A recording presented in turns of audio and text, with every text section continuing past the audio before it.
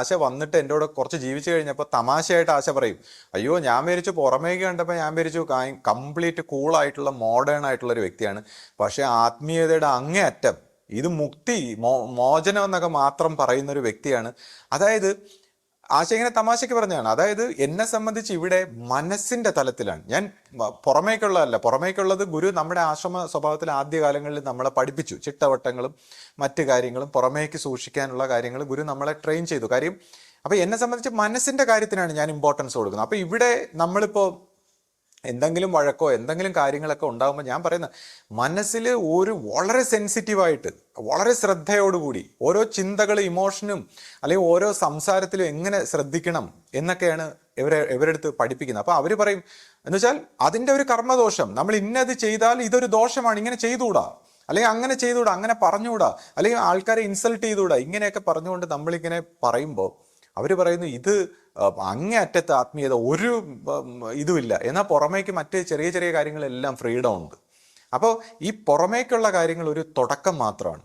അപ്പോൾ ഗുരു ഇപ്പോൾ പലരും എൻ്റെ അടുത്ത് പറയും ഈ പണ്ട് പറഞ്ഞുകൊണ്ടിരുന്ന കാര്യങ്ങൾ മതി. ഇപ്പം ഇയാൾ തന്നെ പറയുന്നു നമ്മുടെ ഗുരു നമ്മളെല്ലാം പഠിപ്പിച്ചിട്ടുണ്ട്, ഗുരു പറഞ്ഞത് മതി എന്നൊക്കെ പറഞ്ഞ് അയാൾ ഇങ്ങനെ സംസാരിക്കുന്ന കേൾക്കാം. അപ്പോൾ ഇവിടെ ഗുരു തന്നെ പറഞ്ഞിട്ടുണ്ട്, ഞാനിത് ഇപ്പൊ മാനവരാശി എന്ന പുസ്തകത്തിലാവട്ടെ ഗുരു പല സ്ഥലങ്ങളിൽ ഇങ്ങനെ പറഞ്ഞു വന്നിട്ട് ഗുരു പറയും ഇപ്പൊ ഇതുവരെ പറയാൻ പറ്റൂ, ഇനി ഈ തലമുറയിൽ ഈ പരമ്പരയിൽ ബാക്കി കാര്യങ്ങൾ അറിയിക്കും. അപ്പോൾ നമ്മൾ ഇന്ന് കേൾക്കുന്ന മാത്രമല്ല, ഇനി ഈ തലമുറയിൽ എന്തെല്ലാം കാര്യങ്ങൾ ഇനി ഗുരു അറിയിക്കാനിരിക്കുന്നു ഗുരുക്കന്മാരിലൂടെ. അപ്പം അതൊരു തുടക്കം മാത്രമായിരുന്നു. അല്ലെങ്കിൽ അന്ന് സംസാരിച്ചുകൊണ്ടിരുന്ന അതുപോലുള്ള കാര്യങ്ങൾ ഇനി പുതിയ തലമുറയിൽ പുതുതായിട്ട് വരുന്നവരുടെ പറയാൻ പറ്റും. പഴയ ആൾക്കാരെല്ലാവരും അവരത് മടുത്തിട്ട് പോലും പലരും പറയും അത് തന്നെ പറഞ്ഞാൽ മതി, ആ രീതിയിൽ തന്നെ സംസാരിച്ചാൽ മതി എന്നിങ്ങനെ പലരും എന്നോട് പറയും. അപ്പോൾ ആ രീതിയിൽ സംസാരിച്ചിട്ടാണല്ലോ ഇത്രയും നെഗറ്റീവ് ആയിപ്പോയത്.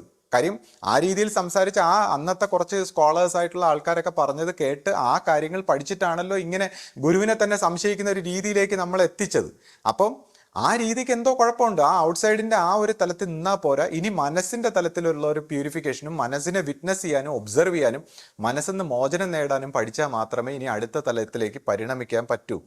അപ്പോൾ അല്ലെങ്കിൽ നമുക്കിപ്പോൾ ആ ഒരു തലമുറയിൽപ്പെട്ട എല്ലാവർക്കും മടുത്തു, ഒരു സമയം കഴിയുമ്പോൾ മടുത്തു, ഇനി എന്ത്, അല്ലെങ്കിൽ ഇനി എന്ത് എന്നുള്ള രീതിയിൽ പരിണമിച്ചില്ലെങ്കിൽ സൈക്കോളജിക്കൽ പ്രോബ്ലം ആയിട്ട് ഇങ്ങനെ ഒരു ജീവിത നൈരാശ്യം പോലെ ബോറടിച്ച് നിൽക്കാം.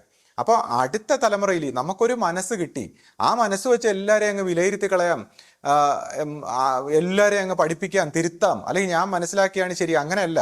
ഈ മനസ്സ് എന്താണ്, ഇതിനെന്തറിവുണ്ട്, ഇതിനെങ്ങനെ ഇതിൽ നിന്ന് മോചനം നേടണം എന്നുള്ള രീതിയിൽ ഉണരാനുള്ള ഒരു തലത്തിലേക്ക്